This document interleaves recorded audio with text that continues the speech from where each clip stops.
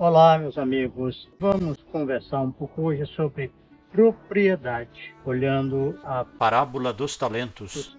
talento é tudo aquilo que representa aptidão numa pessoa. Pode ser uma aptidão esportiva que envolve musculatura e coordenação, pode ser uma aptidão artística, uma filosófica, uma relacionada com o paladar, com o olfato, com a consciência ou com a fé, etc. Vamos ler um trecho da parábola? Porque isto é também como um homem que, partindo para fora da terra, chamou os seus servos e entregou-lhes os seus bens.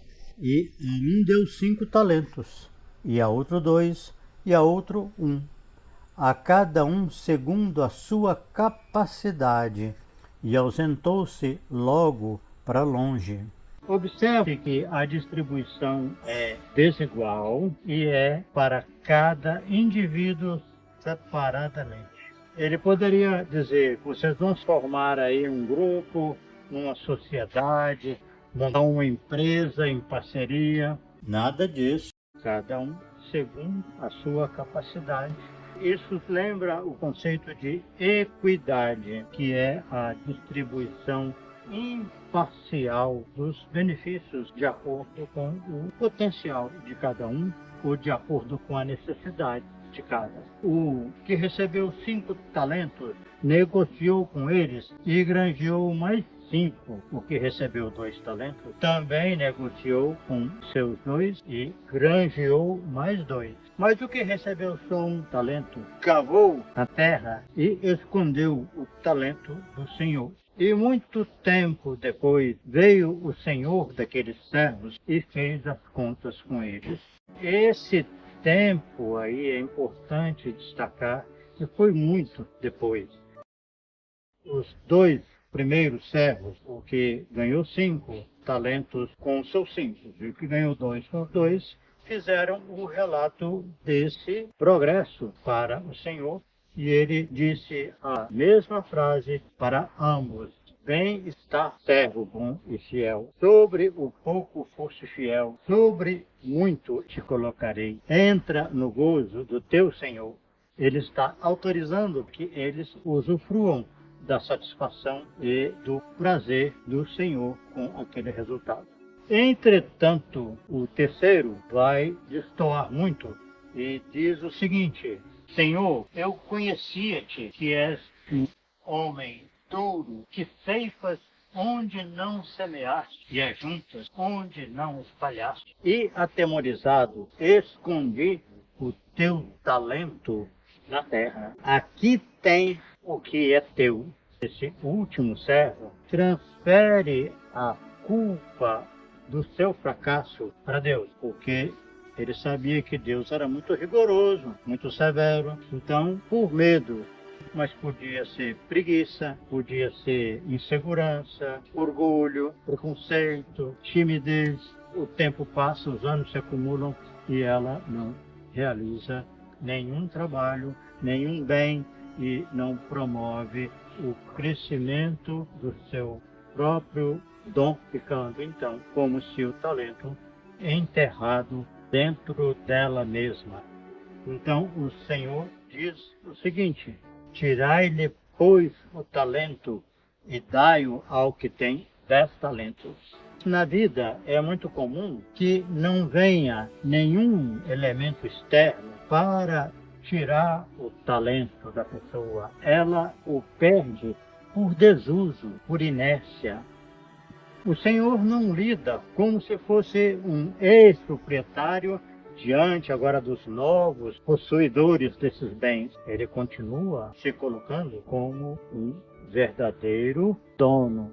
É possível então fazer uma reflexão que, se num primeiro momento o conceito de propriedade privada ficava bem, se encaixava direitinho nessa derivação dos bens do Senhor para as mãos dos servos, agora nós temos que retroceder um passo e admitir que o Senhor não tinha dado, não tinha passado escritura dos bens para os servos. Teria o que nós podemos denominar de propriedade compartilhada, mas que o Senhor está acompanhando o progresso realizado com esses talentos, tudo o que nós temos dentro de nós, e que Deus coloca, muitas vezes, me dá a sensação que são sementes que Ele coloca em nós para que possamos desenvolver as habilidades. Ele continua proprietário desses talentos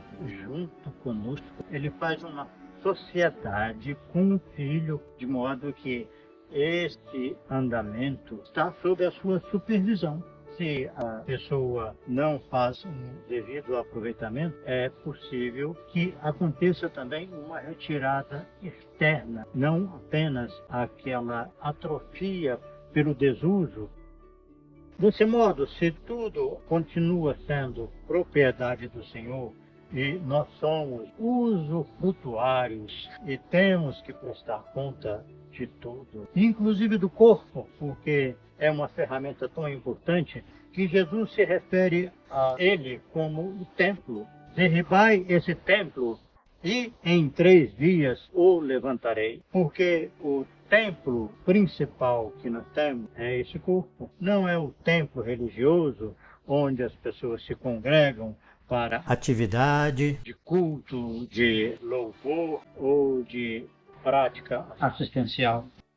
Ao estudar essa parábola, eu fico refletindo como atualmente o eu vai ficando cada vez mais reduzido, mais encolhido na sua pequenez, porque ao longo de todos esses séculos, o que se valorizou mais foi o trabalho externo, o trabalho de doação das criaturas, ainda que muito louvável, porque tudo o que se pode fazer em benefício do outro, como um trabalho de solidariedade, de caridade, de fraternidade, tudo isso tem valor, mas o que acontece é que o que Jesus mostrou do seu lado humano e de valorizar os dons que estão dentro de cada criatura, dons celestiais, e que o levaram a afirmar categoricamente: vós sois deuses, brilha a vossa luz, vós sois o sal da terra, etc. Tudo isso ficou relegado ao segundo plano e acabou contribuindo para transformar as pessoas em pequenas, sem valor, diante de um Jesus Cristo divino e muito superior a todos os seres humanos. Isso eu entendo que colaborou com essa menos-valia, com essa falta de autoestima que hoje nós vemos uma humanidade, pelo menos no Ocidente, muito perdida do seu próprio potencial, dos seus valores. O sujeito que demonstrou fidelidade à sua própria consciência, aos seus valores, aos seus objetivos, a uma relação mais pessoal com Deus, na maioria dos casos essas pessoas foram condenadas, foram segregadas, porque elas não obedeciam às normas, às formalidades, aos estatutos que vigoravam na sociedade.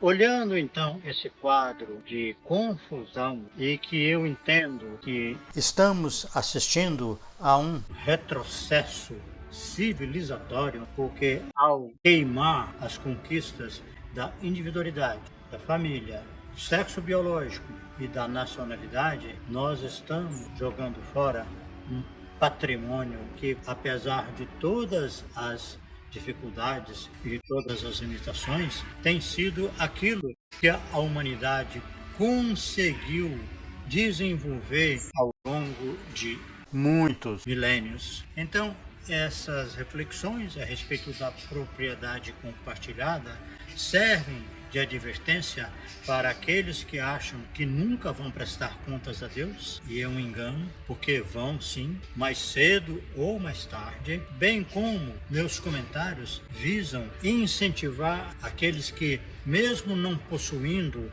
uma religião cristã, não frequentando algum templo, algum local em que os ensinamentos de Jesus são utilizados como referência, que eles entendam que é possível você trazer para a sua própria vida e refletir, aprofundar nesses ensinamentos e vivenciá-los com toda a autenticidade de um verdadeiro filho de Deus.